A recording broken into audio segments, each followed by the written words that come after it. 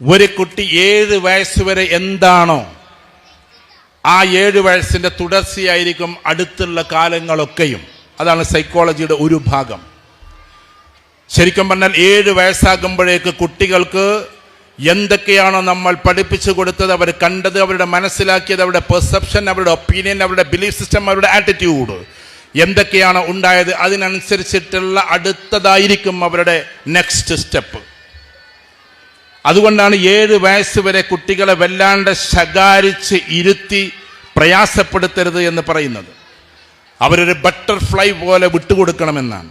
എന്തായാലും അവർ ഉമ്മയെ വിട്ടിട്ട്, അങ്ങനെ പറയുന്നതുകൊണ്ട് നിങ്ങൾക്കൊന്നും തോന്നരുത് മദ്യഷാപ്പിലേക്ക് പോകില്ല. എന്തായാലും ഉമ്മയെ വിട്ടിട്ട് വേറെ ഏതെങ്കിലും ലോകത്തിലേക്ക് 7 വയസ്സുകാരൻ പോകില്ല. അതൊക്കെ പോകുന്ന കാലം കുറച്ച് കഴിഞ്ഞിട്ടാണ്. അതുകൊണ്ട് 7 വയസ്സാകുമ്പോഴേക്ക് ഒരു കുട്ടിയുടെ പേഴ്സണാലിറ്റി രൂപാന്തരപ്പെട്ടു വിടുന്നു. അതിൽ തന്നെ ഏർലി സ്റ്റേജിൽ നിങ്ങൾ ശ്രദ്ധിക്കേണ്ട ശ്രദ്ധ വേറെയാണ്. ആകുലപ്പെടേണ്ട കാര്യമൊന്നുമില്ല.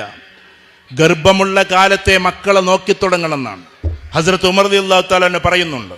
ഒരു സഹാബി വന്നിട്ട് ചോദിക്കുകയാണ്, ഞാൻ എപ്പോഴാണ് എൻ്റെ മക്കളെ നോക്കേണ്ടത്?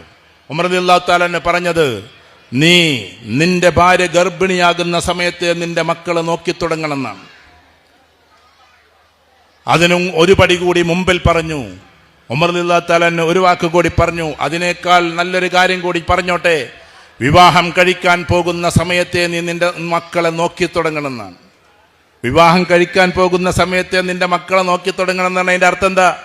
എൻ്റെ മക്കൾക്ക് സംസ്കാരം പഠിപ്പിക്കാൻ പറ്റിയ ഒരു സ്ത്രീയാണോ ഇതെന്ന് നോക്കി ഒരാളെ തിരഞ്ഞെടുക്കണം.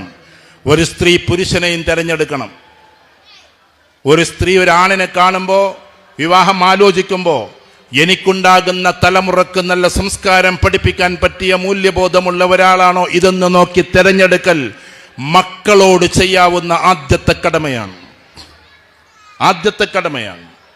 അതുകൊണ്ട് മക്കളെ എപ്പോൾ മുതൽ നോക്കണം? നമ്മൾ വിവാഹം കഴിക്കുന്ന സമയത്തെ നമുക്ക് വരാൻ പോകുന്ന മക്കളെ